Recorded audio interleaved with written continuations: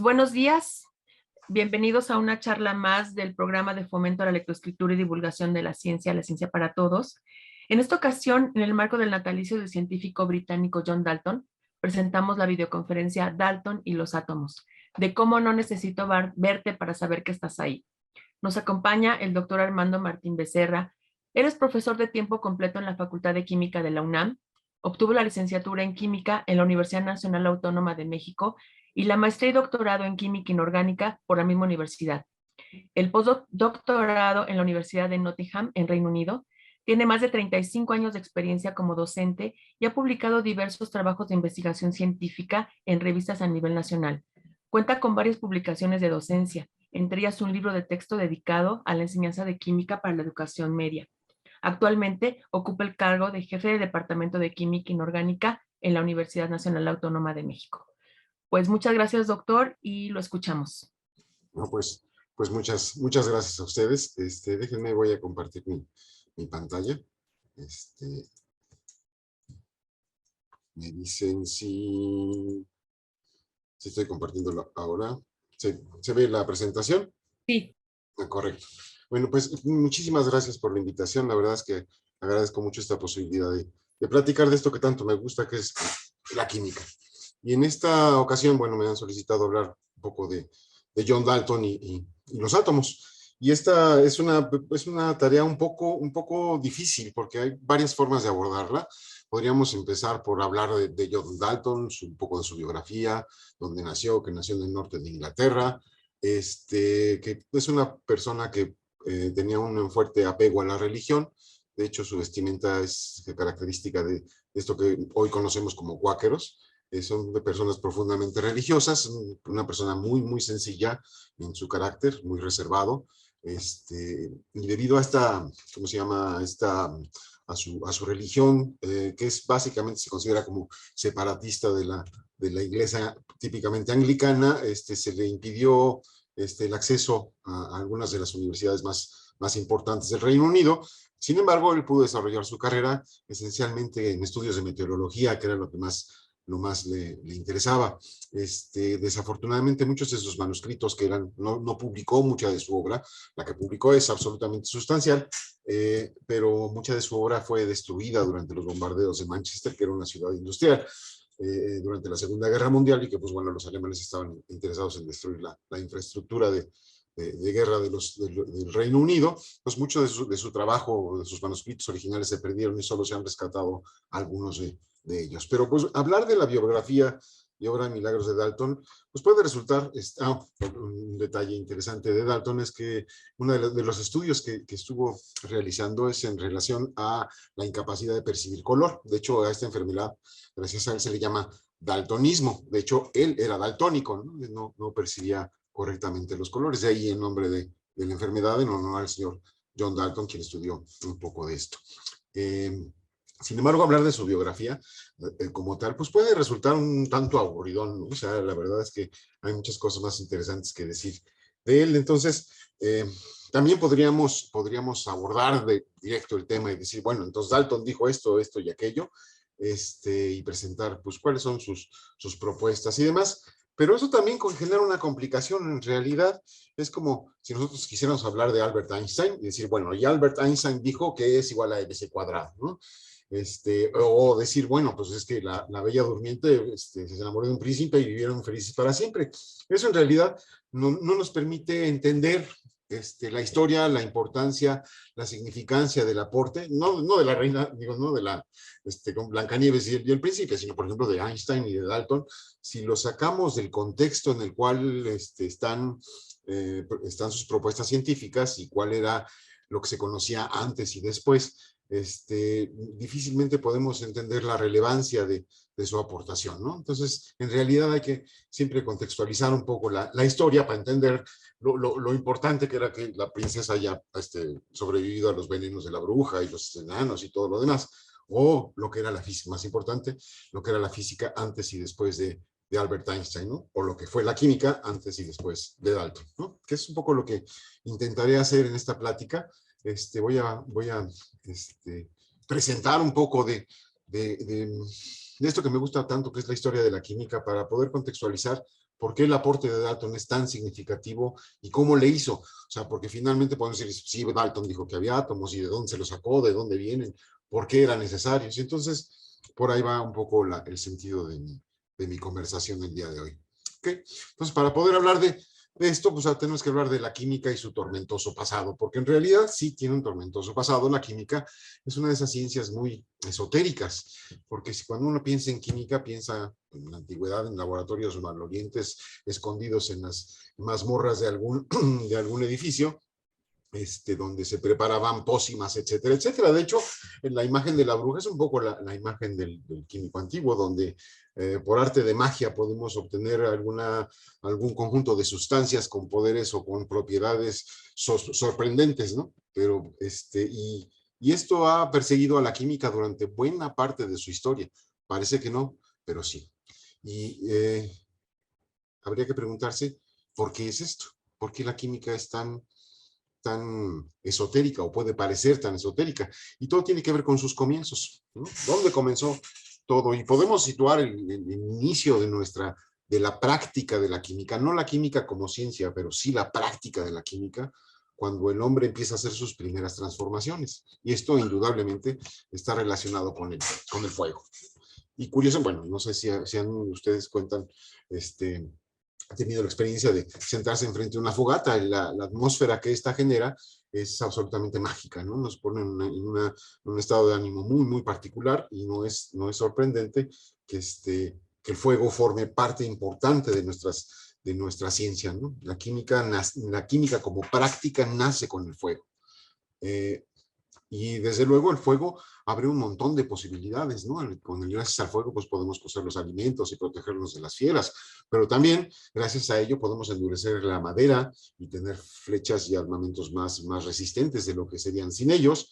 Desde luego sin el fuego no podemos concebir la alfarería, y más importantemente, sin el fuego no podemos obtener metales, ¿no? Y estamos conscientes de que el dominio de la obtención de metales marcó diferentes estadios de la evolución del ser humano, ¿no? La edad de bronce, la edad del hierro, están marcados por la posibilidad de manipular estos metales. Y es claro que el ser humano a través de su historia aprendió a dominar una serie de técnicas para producir un montón de objetos. De hecho, el dominio del fuego, el fuego se ve en algunas culturas, bueno, en la tradición, bueno, en la mitología griega, el fuego es un regalo divino. De hecho, el señor Prometeo, aquí está una estatua de Prometeo que está en la Facultad de Ciencias de la UNAM, que debería estar en la Facultad de Química, pero bueno, la tienen ahí en Ciencias, algún día se los vamos a quitar. Se ve como el Prometeo le roba el fuego a los dioses para dárselo a los seres humanos, y por ello es castigado fuertemente. En la mitología prehispánica tenemos un personaje mucho menos glamoroso, pero igualmente sustantivo, que es el tlacuache, ¿no? El tlacuache, al parecer, según cuenta la historia, es el responsable de haberle robado el fuego a los gigantes y dárselos a los seres humanos, ¿no? Y con ello, pues nos da la posibilidad de obtener un montón de transformaciones, de hacer un montón de transformaciones químicas, ¿no? Desde luego, el hombre aprendió a dominar, el ser humano aprendió a dominar estas transformaciones, y como ejemplo de ello tenemos un montón de bellísimos objetos que han llegado a nuestros días, los vitrales, el trabajo de emplumado, el trabajo con las tintas, etcétera. Todo esto está involucrado con la transformación química, ¿no? El trabajo de los metales se perfecciona. Esta no es una vajilla del Walmart, es una vajilla de dinastía Ming, me parece, o sea, de varios siglos de antigüedad, en donde hemos aprendido, y bueno, podemos reconocer que nuestro dominio de la química es importante, podemos transformar los materiales, pero la pregunta subyace es: ¿de qué están hechos los materiales? La pregunta importante es ¿por qué podemos transformarlos? ¿Por qué son tan distintos? ¿En qué consisten las transformaciones? Esta es una pregunta importante que hay que resolver para entender la química, ¿no? El por qué al dominar las transformaciones puedo modificarlas, perfeccionarlas, hacerlas mejor, etcétera, etcétera, ¿no? Entonces estas preguntas siempre están en nuestra mente. Y desde luego, el estudio de de la materia, al preguntarnos estas cosas, por supuesto, los griegos, grandes pensadores y filósofos, pues tenían una propuesta. Es muy conocido que la primera propuesta que se tiene conocimiento acerca de cómo está constituida la materia está hecha por Leucipo y su más famoso discípulo Demócrito. Es Leucipo el que hace la propuesta de que la materia no la podemos dividir infinitamente. Si agarramos un trozo de madera y la partimos a la mitad, y a la mitad, y a la mitad, y a la mitad, debe llegar un momento en el que ya no podemos partirlo. Y este concepto nace la idea de los átomos. Átomos, como bien lo saben, es una palabra griega que significa indivisible, ¿no? O sea, debe llegar algún momento en el que ya no puedo dividir la materia y me quedo con una porción mínima y que ya no puede ser dividida. De ahí la palabra átomo. Por supuesto, esta propuesta, pues bueno, tenía sus adeptos, Platón entre ellos, pero no todo el mundo. O sea, y la parte interesante es que es solo una reflexión filosófica, es más o menos como si nos preguntamos, ¿y las emociones tienen color? Podríamos ponernos a reflexionar al respecto y argumentar y pensar y debatir y todo lo que sea necesario, pero en realidad solo son eso, son ideas, ¿no? Que no tienen un sustento experimental, no tienen nada que las demuestre, las pruebe, las refute, diga que sí, diga que no. Entonces, usando esta idea de los átomos, existe desde hace muchísimos años, miles de años, donde los griegos la proponen. Pero además de Leucipo y Demócrito, hay otro personaje muy famoso que no está muy de acuerdo con esa propuesta, que es el señor Aristóteles, ¿no? Y curiosamente, las ideas de Aristóteles son las que se permean a lo largo de los siglos, es decir, la Edad Media está dominada por las ideas de Aristóteles y las ideas de Leucipo y Demócrito son abandonadas, en esencia porque pertenecen a una escuela filosófica que se consideraba, al menos en la Edad Media, como pagana. Entonces, como pues en esa época la gente era muy religiosa, se ocultaron sus trabajos, pero nacieron, digamos, olvidados en bibliotecas hasta que en 1400 más o menos un monje alemán rescata estos trabajos y los da a conocer y empiezan a permear nuevamente en la sociedad, pero digamos que todo el medievo estuvo dominado por las ideas de Aristóteles sobre la materia, donde vienen estos famosos 4 elementos, donde él propone que todo, no es Aristóteles quien lo propone, es previo a él, pero él es el que es adepto a esta idea, y por supuesto Aristóteles es uno de los grandes pensadores de la antigüedad, y sus ideas permean a lo largo de la Edad Media y dominan el pensamiento de ese entonces, donde la idea es que todo está formado por estos 4 elementos primordiales: aire, agua, tierra y fuego, y la diferencia en los diferentes materiales radica en su contenido de estos 4 elementos. Y eso da sustento a una idea muy curiosa. A todo el periodo de la alquimia que conocemos muy bien, está sumergido en un oscurantismo excepcional, donde, por ejemplo, este recuadro que está aquí a la derecha, resulta que es una receta de la obtención de un producto químico, ¿no? De una sustancia, pero la forma en que los alquimistas expresan su conocimiento es muy, muy hermético. De hecho, la palabra hermético viene de un alquimista que se llamaba Hermes, en donde la idea es que su conocimiento no permeara a todo mundo, solo para los doctos, para los más adentrados en este arte de la transformación de los materiales, ¿no? Y en esta época hay una idea muy interesante, que es la que más se conoce de la alquimia, que es la idea de transformar los diversos metales que no se consideran preciosos en oro, ¿no? Y esta idea es interesante porque podría parecer que, pues bueno, ¿por qué se nos ocurre eso, no? Es que, ¿cuál es la idea? Pues si todo está hecho de lo mismo, tierra, aire, agua y fuego, si yo modifico su contenido, puedo empezar a transformar una cosa en la otra. Y la idea de esta transformación perdura durante miles de años. Lo curioso es que uno podría pensar, pues que tercos o que necios, que no se dan cuenta que no se puede, pero la idea sustancial detrás de todo esto es más importante aún, porque el oro tiene una característica bien distinta a todos los demás metales. Todos los demás metales con el tiempo se corroen, o lo que podríamos decir, mueren. El oro no lo hace. Entonces, en esencia, el poder encontrar el método para convertir hierro en oro, no se trata de hacerse ricos, se trata de encontrar la forma de no morirse, de vivir por siempre. Y eso, por supuesto, es una idea que sigue siendo atractiva. La gente sigue buscando no morirse, porque pues a todo el mundo nos gusta estar vivos. Entonces, hoy hablamos de terapias genéticas y quién sabe cuantas otras cosas, pero la idea es pues vivir más tiempo y mejor y más saludables, que es un poco la idea detrás de la transmutación de los metales. El mismísimo Newton, Isaac Newton, creía que esto era posible, ¿no? O sea, la idea de no morirse siempre ha sido muy, muy, muy atractiva. Desde luego, esto empieza a decaer, estas ideas empiezan a decaer y dar paso a con un periodo interesantísimo de la historia de la Europa occidental, que es el periodo de la Ilustración. Y en este periodo de la Ilustración, las ideas más oscuras, más profundamente religiosas, empiezan a dejarse a un lado y es la época de la razón, ¿no? Por algo se llama la Ilustración, buscar la razón de las cosas, y es una época de grandes revueltas, entre ellas la Revolución Francesa, que digamos que sería marcaría casi el fin de la Ilustración, y tuvo unas consecuencias por ahí medio funestas para la química, pero ahorita hablo de ello, ¿no? Durante este periodo de reflexión y de retoma del conocimiento, la ciencia tiene un auge, un nuevo auge, mucho más importante, donde entre esos personajes está Antoine de Lavoisier, que vivió justamente en esa época, y justo su trabajo, que pues, la gente lo conoce como la ley de la conservación de la materia, que en realidad se llama el principio de conservación de la masa, ¿no? Donde nos dice que la masa en toda transformación química permanece constante, sustancial para poder hablar de Dalton, porque es en este principio donde Dalton basa su aportación. Y vale la pena mencionar que el señor Lavoisier se considera como el padre de la química al desenmascarar o, bueno, entender propiamente el fenómeno de la combustión. Y entonces la combustión, o sea, el fuego, marca dos hechos muy, muy importantes. Por un lado está el principio de las transformaciones químicas, el inicio de la química como práctica, y el principio de la química como ciencia, cuando el señor Lavoisier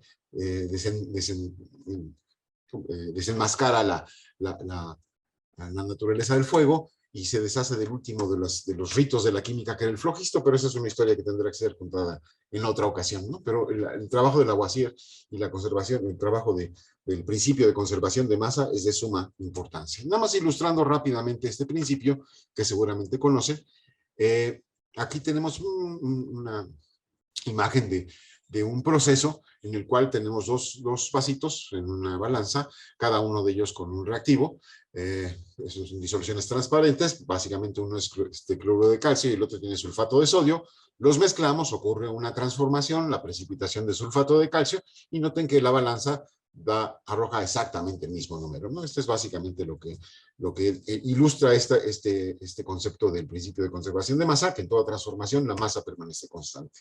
Pero tengo una más bonita, que es más espectacular, que es la obtención de cloro de sodio. En esta, que además ilustra una balanza de la vieja usanza, de las que usaba el señor Lavoisier, o algo parecido. Tenemos dos frascos. Bueno, por un frasco del lado derecho no se alcanza a apreciar el colorcito, está lleno de cloro, que se ve medio verdecito, y del otro lado nada más una pesa que equilibra esta balanza. Correcto.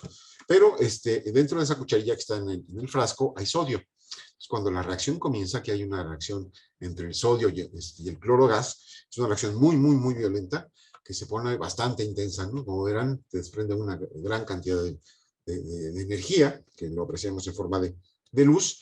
Lo interesante es que al final de la reacción, cuando el matraz simplemente se ha llenado de sal por esta transformación química, la balanza sigue exactamente inamovible.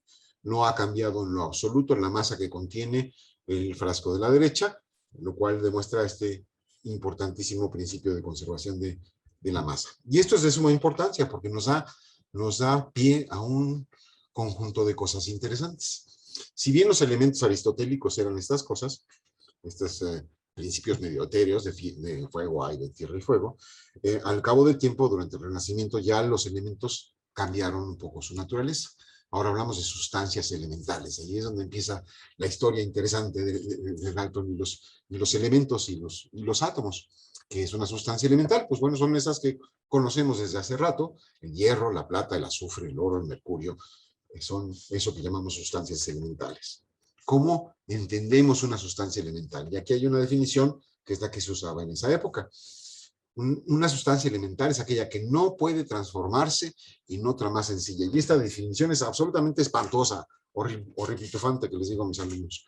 ¿Por qué es tan fea? Es la única que tenemos, pero es horrorosa porque tiene dos palabras muy complicadas. La primera es que no puede transformarse. Y eso de no poder transformar algo, hay de varias opciones. Una es que yo puedo ser un experimento químico muy, muy malo y yo no puedo, pero a lo mejor el de frente sí, ¿no?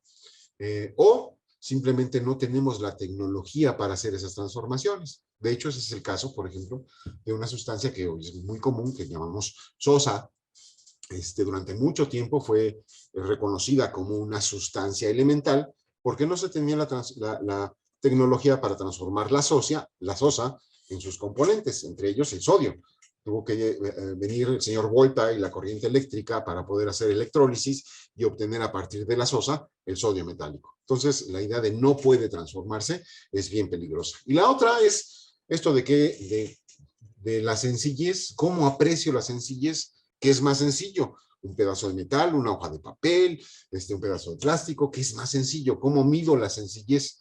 No tenemos sencillómetros. ¿Cómo le hacía la gente para hablar de sencillez? Y para eso pues tengo un ejemplo bonito. Imagínense estos dos conjuntos, ¿no? Por un lado tengo limones, agua y azúcar, ¿no? Separaditos. Y en la otra tengo agua de limón. La pregunta es, ¿qué es más sencillo? Podría, pues claramente como nosotros preparamos el agua de limón, pues sabemos que el agua de limón es el resultado de la interacción de los demás componentes.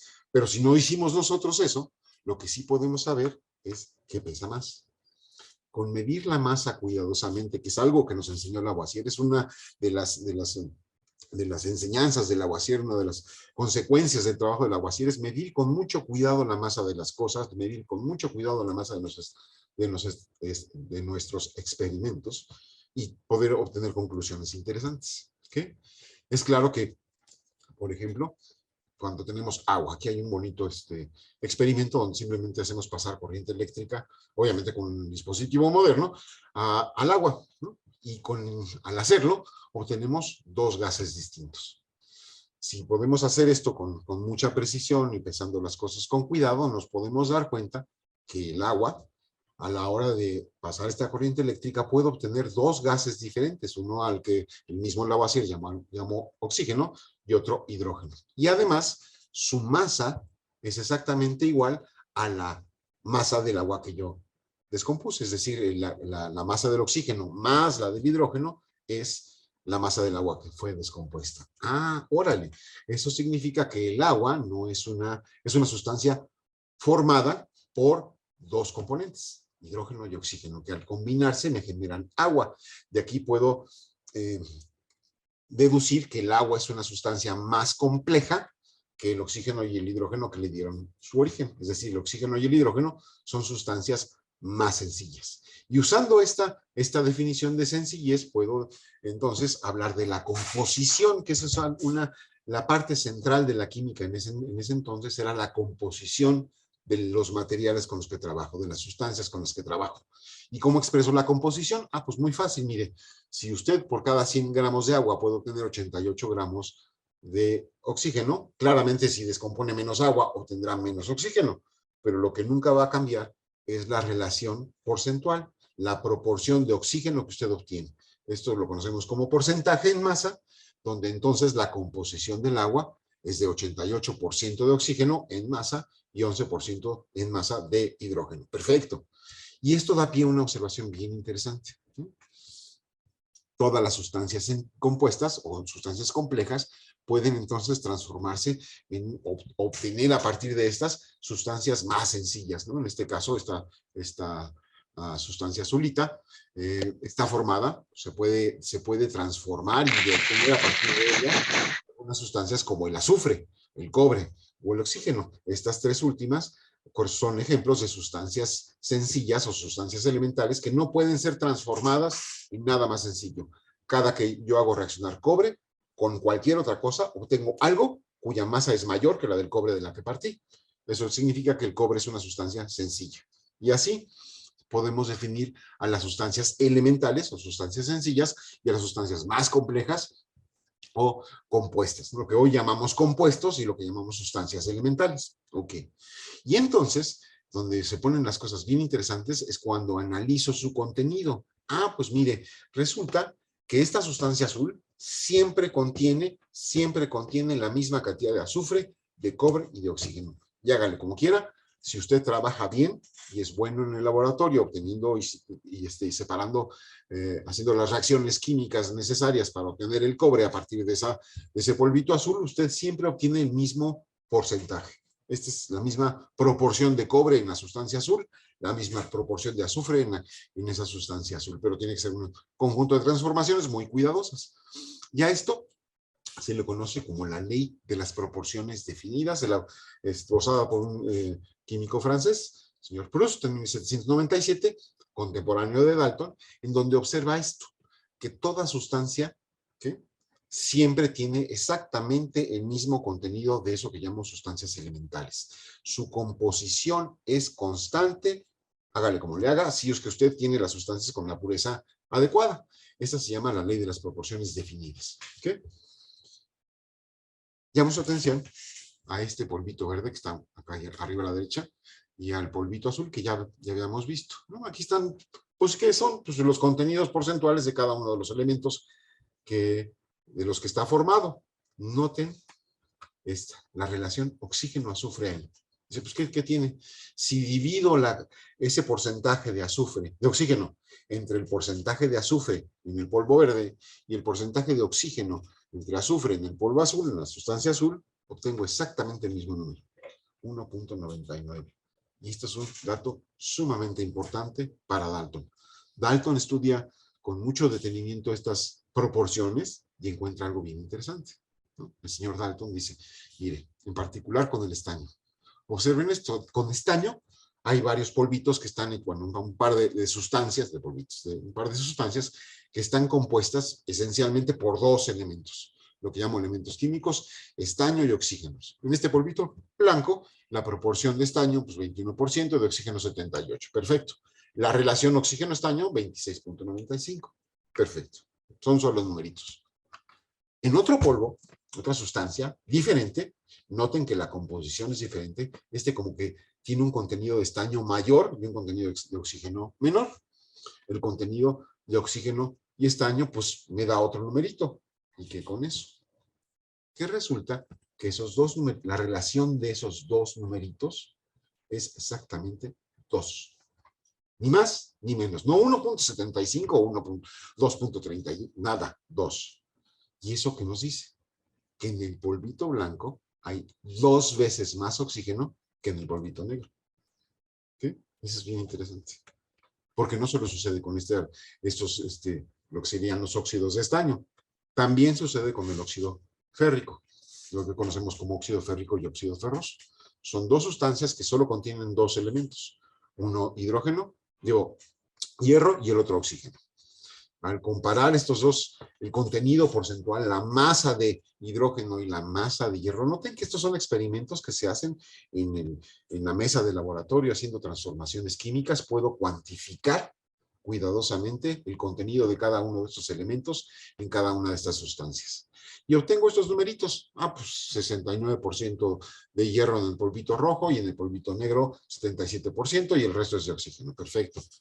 Y los números de la relación oxígeno-hierro, pues son lo que tenga que ser, pero la relación entre el número que obtengo en el polvo rojo y el número que obtengo en el polvo azul es de 0.42 entre 0.28, me da 1.5.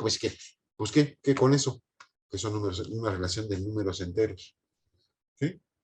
O sea, en la proporción en la que se combina el oxígeno con el hierro no es cualquiera. Está en una proporción de números enteros. Y esto es de suma importancia, porque ¿cómo podemos explicar esto? ¿Okay? Esto se le conoce como la ley de las proporciones múltiples propuesta por el señor John Dalton, y que es la base esencial de su propuesta de teoría atómica. Para poder explicar esto, el señor John Dalton, aquí hay otro ejemplo, déjenme ver, es otro bonito ejemplo. Esto no lo hizo John Dalton, esto lo hice yo, ¿no? Es para que vean, que ilustra un poquito la idea. Tenemos 3 diferentes sustancias. En todas ellas tengo cobre y oxígeno. Una tiene cobre, azufre y oxígeno, que es el polvito azul que ya les he presentado anteriormente. Uno que es de cobre, que tiene carbono en vez de azufre, y otro que es solamente una relación de cobre y oxígeno, un óxido de cobre. ¿Okay? Cuando nos preocupamos por la relación oxígeno a cobre, por ejemplo en esta sustancia, en la primera, pues me da una relación de 0.25. Simplemente es dividir 20.11 entre 79.88, me da 0.25. Haciendo lo mismo, oxígeno-cobre en el polvito verde me da 0.75 y en el polvito azul 1.07. Órale. ¿Okay? Antes había hecho la de azufre-oxígeno, no azufre-cobre. Estoy haciendo azufre-cobre. Digo, oxígeno-cobre. Resulta que si nos damos cuenta de estos numeritos, pues la relación de B a A es de 3 y la relación de C a A es de 4. 4 cerraditos. No 4.30 y algo o 3.19, no. 3 y 4, números enteros. Números simples y enteros. Esto, por supuesto, el señor Dalton lo atribuye a los átomos. Lo que el señor Dalton dice es, para poder explicar esto, lo que necesito es que la materia esté hecha de pequeños paquetitos de masa. Solo con paquetitos de masa, a los que llamo átomos, por supuesto, puedo explicar estas observaciones. Déjenme, les platico más o menos ¿cómo se llama? La propuesta de Dalton, que es perfectamente consistente con lo anterior. Dice, la materia, es decir, los materiales, están formados por pequeñas partículas indivisibles a los que pues, retoma el nombre de átomos, porque la idea de los átomos ya existía, ya se había retomado, pero nadie tenía los argumentos, o no había los argumentos científicos para sustentar esta proposición. Y Dalton justamente los tiene. Dice, todos los átomos de un elemento son idénticos entre sí, todos los átomos de sodio son idénticos entre sí, no hay ninguna variación entre ellos. ¿Cómo lo sé? ¿De dónde salió eso? Pues si cada vez que yo tomo cloruro de sodio, no importa de dónde lo tenga, siempre la proporción de sodio es la misma, es decir, que los átomos de sodio que obtuve de esta muestra y los átomos de sodio que obtengo de la otra son igualititos porque siempre tienen la misma proporción de masa, significa que los átomos de sodio todos son iguales entre sí, en particular iguales en masa. ¿Okay? Además, el contenido de masa del sodio y del cloro son distintos. Eso me está indicando que el cloro tiene una masa diferente, los átomos de cloro tienen una masa diferente a los átomos de sodio. ¿Okay? Es una propuesta importante. Todos los átomos de un mismo elemento son idénticos, pero son diferentes a los átomos de otro elemento químico. ¿Okay? Y la combinación entre estos elementos, entre los átomos de un elemento con el otro, me da origen a las diferentes sustancias compuestas. ¿Okay? Y la forma en que se combinan, por supuesto, siempre está en números enteros. Ilustrando un poquito esto, con esta me gusta, porque es como muy tangible. Estos bloques que son muy comunes, estos bloques del Lego, ilustran muy bien este concepto. Si cada uno de estos bloquecitos representa un átomo diferente, ¿okay? Las sustancias elementales están formados por el mismo tipo de átomos. En este caso los represento como los mismos ladrillitos de construcción, ¿okay? Donde las sustancias compuestas, pues resultan simplemente de la combinación de unos átomos de un elemento con átomos de otro elemento. Esa es basado en la propuesta de Dalton. Y esta esencia, noten que tengo unos bloques que son más grandes que otros, unos serán más pesados que otros, tendrán más masa, explica un montón de cosas, explica los hechos observados hasta ese momento. Por ejemplo, ley de la conservación de la materia. ¿Okay? Si yo parto de 3 ladrillitos, un conjunto de átomos del elemento amarillo y un conjunto de átomos del elemento azul, ¿no? Cuando se combinan, pues termino pues simplemente despegué unos y pegué otros, pero si tenía 3 ladrillos amarillos del lado izquierdo, tengo 3 ladrillos amarillos del lado derecho. Tengo 6 ladrillos azules del lado izquierdo, tengo 6 azules del lado derecho. Noten que al lado derecho algunos azules no se combinaron, pero sigue habiendo en total 6 azules, unos combinados y otros sin combinar. Necesariamente la masa de las cosas del lado izquierdo es igualitita a la masa de las cosas del lado derecho porque contienen el mismo número de átomos. ¿Okay? Adicionalmente, si estos azules y amarillos ahora les añado otro elemento y obtengo una sustancia diferente, ¿sí? También sigue sucediendo lo mismo. La ley de la conservación de la materia sigue siendo exacta, nada más que aquí tengo 6 azules arriba, 6 azules abajo, 3 amarillos arriba, 3 amarillos abajo, y 3 grisecitos arriba y 3 grisecitos abajo. Se sigue conservando la ley de la conservación de la materia, se sigue observando. Y adicionalmente, noten que en este caso tengo una sustancia que tiene una combinación amarillo-azul distinta en B de lo que es en A. Sin embargo, esa relación A-B me dice aquí hay el doble de azules que en A, en B hay el doble de azules que en A. ¿okay? Que es exactamente lo que observa Dalton al relacionar la masa de un elemento en un compuesto con la masa de ese mismo elemento en otro compuesto. Siempre observa múltiplos enteros de números sencillos. ¿Okay? Y es en base a esto que el señor Dalton hace su propuesta. Y aquí está, ahora sí, podemos entender un poquitín lo que nos está diciendo Dalton. ¿Okay? Lo que nos dice Dalton es, más o menos está esquematizado aquí, en donde él, noten, la simbología todavía no ha evolucionado mucho, la simbología de la química, la que hoy usamos, que es ligeramente posterior a Dalton, se la debemos al señor Berzelius, en donde cambia estos símbolos extraños por las letras. Para representar al hidrógeno uso H, para representar al oxígeno uso O, para representar a la plata uso AG de Argentum, de los nombres en latín, pero esta es la simbología usada por Dalton para los diferentes elementos. ¿Okay? Del lado izquierdo, aquí tengo una representación bien bonita de lo que son los elementos químicos, pero también las sustancias compuestas. Noten que aquí pone el ácido sulfúrico formado por azufre y oxígeno. Él sabe que el ácido sulfúrico está formado por azufre y oxígeno. El agua está formado por un átomo de oxígeno y un átomo de hidrógeno. Es una de las creencias bueno, una de las conclusiones del trabajo de Dalton es que la proporción tendría que ser 1:1. Esto tiene mucho que ver con la sencillez de Dalton, su naturaleza muy sencilla, donde él considera que las proporciones en las que deben mezclarse las sustancias tiene que ser la más sencilla posible. Y sus observaciones y sus cálculos son más o menos consistentes con esto. En particular, llamo su atención a los numeritos que están enfrente de la tabla de la derecha. Esos son algo que hace sumamente importante el trabajo de Dalton, que es la masa, lo que él le llama la masa de los átomos, ¿no? Todos relacionados con el átomo de hidrógeno, que es el más ligero de todos, y comparando la masa de los demás átomos con la del hidrógeno. Desde luego sus números son inexactos porque Dalton no era un brillante experimentador. Dalton no tenía un laboratorio como lo tenía Lavoisier, ni Berzelius, ni otros grandes químicos de su época. Dalton era más bien un estudioso, leía mucho, tenía mucha información, pero no era un experimentador dotado, lo podríamos decir así.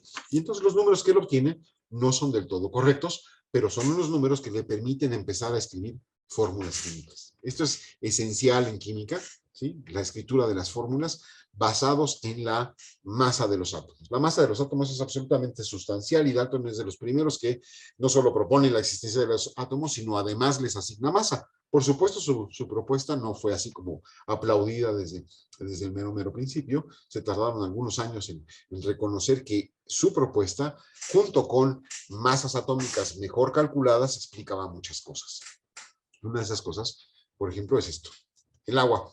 Sabemos que, como lo había mencionado yo anteriormente, el agua la podemos descomponer en dos sustancias más sencillas, que son hidrógeno y oxígeno. Y en este caso estoy usando los mismos 100 gramos de agua descompuesta para darme hidrógeno y oxígeno. ¿Cuánto obtuve de hidrógeno? 11 gramos, de oxígeno 88. Bajo la suposición incorrecta, pero supongamos que si la masa de un átomo de hidrógeno es igualitita a la de uno de oxígeno, como tengo 8 veces más oxígeno que hidrógeno, y si la masa de cada uno de los átomos es igual, ¿qué? Eso querría decir que la fórmula del agua tendría que ser HO8. ¿Okay? La masa de los átomos, la masa que calcule para los átomos, es absolutamente esencial para escribir fórmulas químicas. Porque si, por ejemplo, reconozco que la masa de un átomo de hidrógeno es solamente un 16avo de la masa del oxígeno, es decir, el oxígeno es mucho más pesado que el hidrógeno, tiene más masa, tiene más masa, más que es más pesado. El oxígeno tiene más masa que el átomo de hidrógeno, entonces puedo escribir la fórmula correcta que hoy reconozco. Noten que aquí estoy usando los símbolos que hoy usamos en química, ¿no? Son, digamos, aceptados universalmente, bueno, en todos los países, en donde represento a los átomos con letras. En el agua, la proporción en la que se combinan los átomos son por cada 2 átomos de hidrógeno, hay 1 de oxígeno. La esencia de la química se construye con las fórmulas químicas.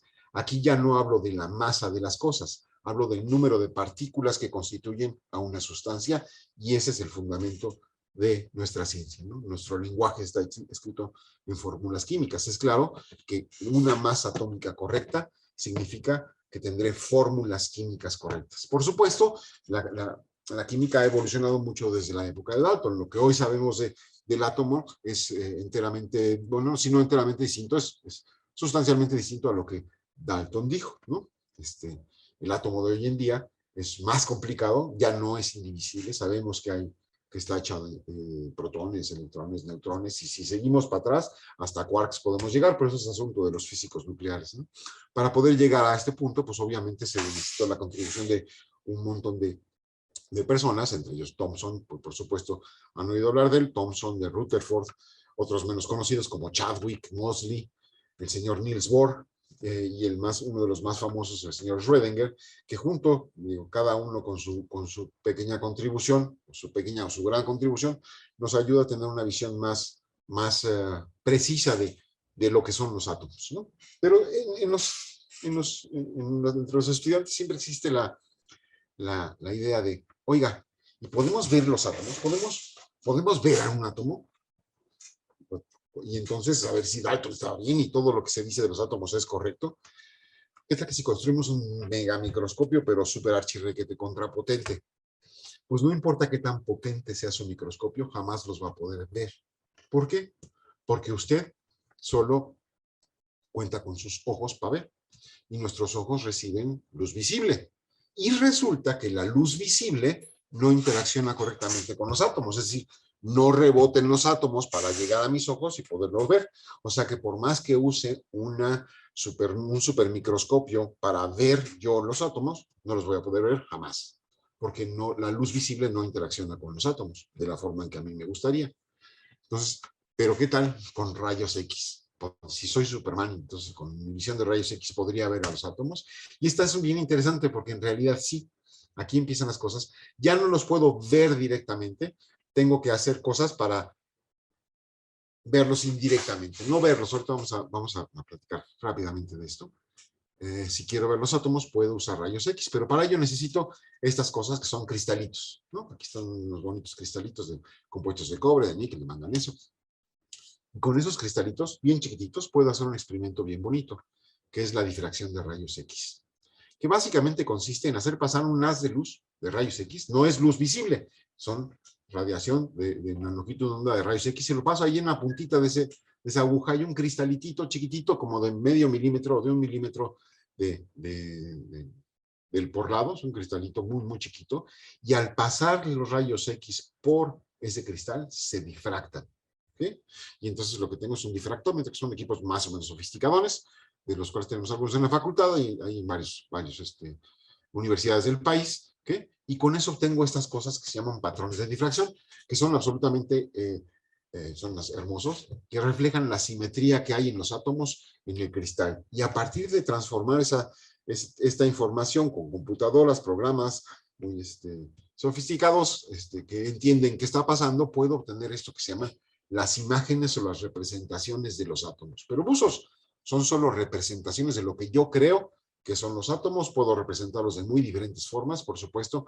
Una de esas, con estos estudios de difracción de rayos X, la señora Rosalind Franklin fue la realmente responsable de poder tener los datos necesarios para poder conocer la estructura del DNA, que le dieron el premio Nobel a otros señores, porque la señora Rosalind Franklin ya había muerto. Ella se lo merecía, el premio Nobel.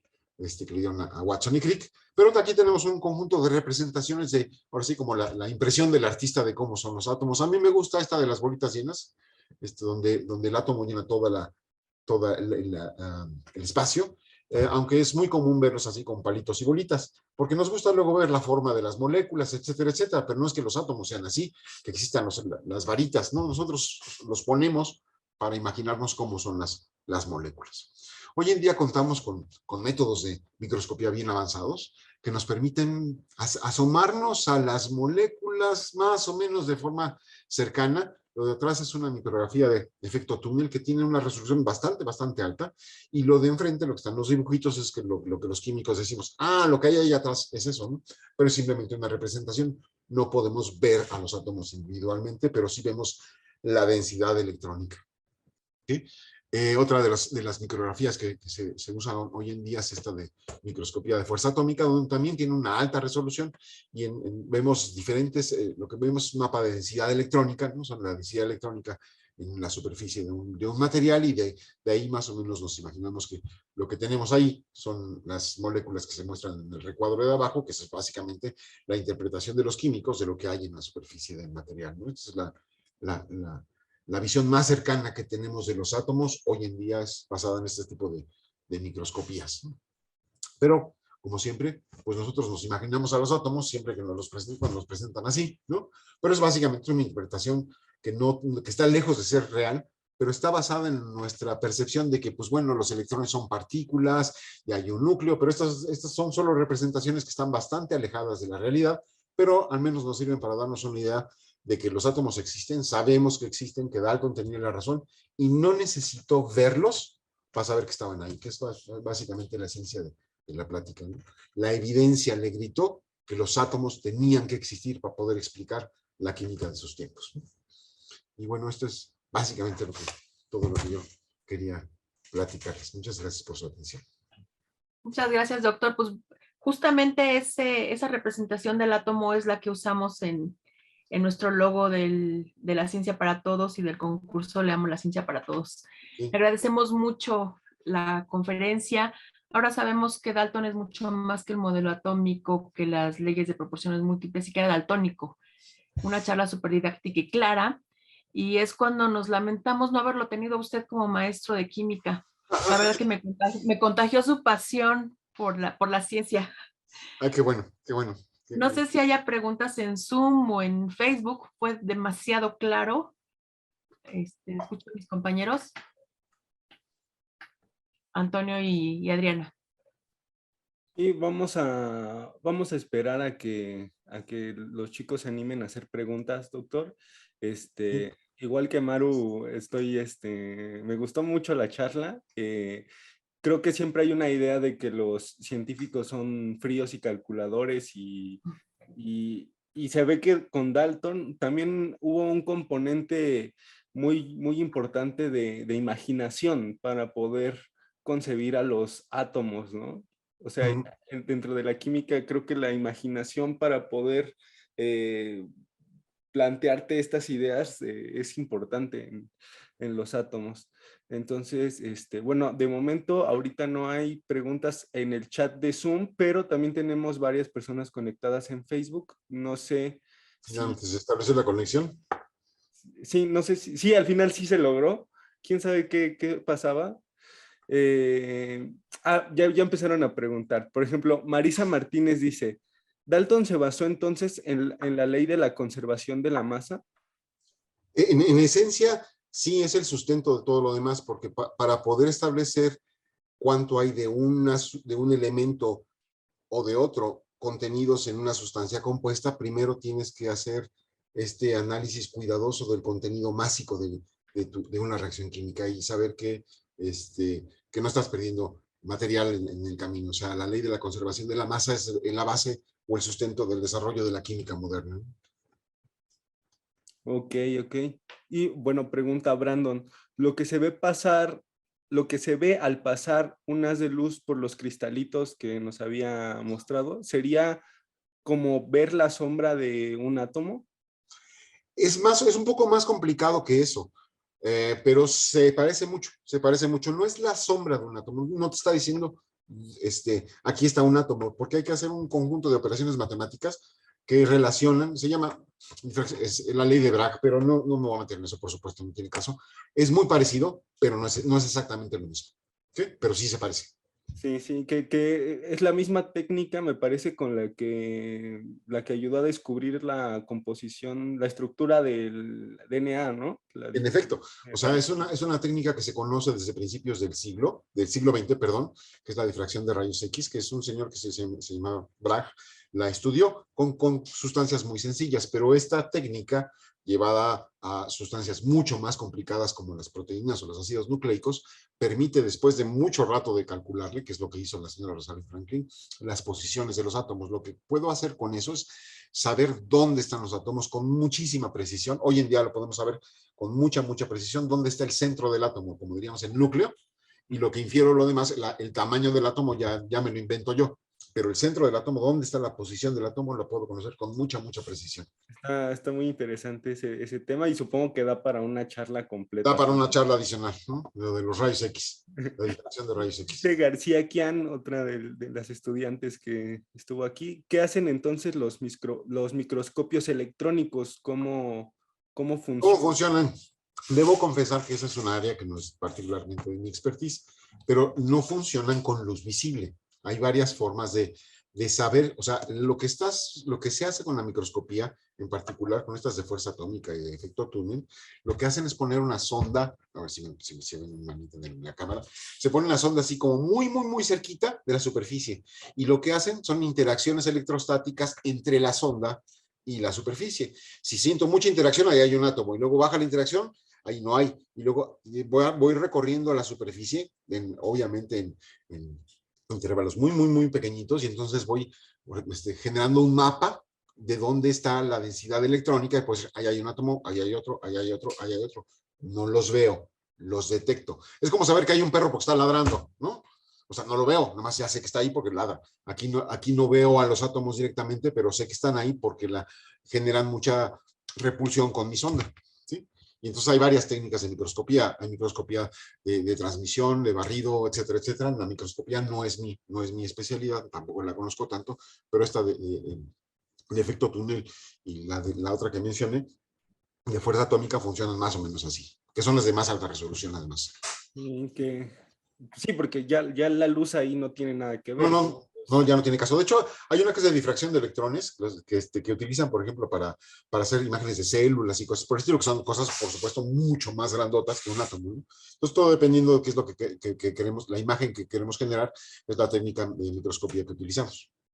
Sí, muchas gracias. Me imagino que es como parecido, ahorita que lo explicó así, lo veo como cuando los ciegos ven el braille, o sea, que van sintiendo. Entonces, como que esa máquina va detectando así como el borde del átomo y ya nos lo plantea con una imagen, ¿no?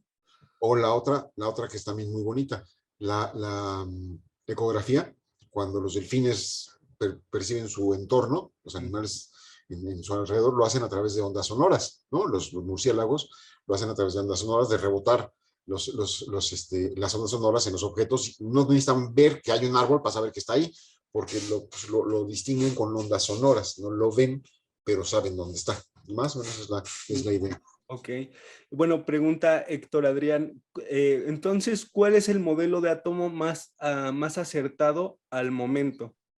Híjole, el modelo más, primero, el átomo cambia mucho si está solito, como le digo a los chamacos, como le digo a mis alumnos, los chamacos se comportan diferente cuando están solitos que cuando están con su mamá, que cuando están en un grupo.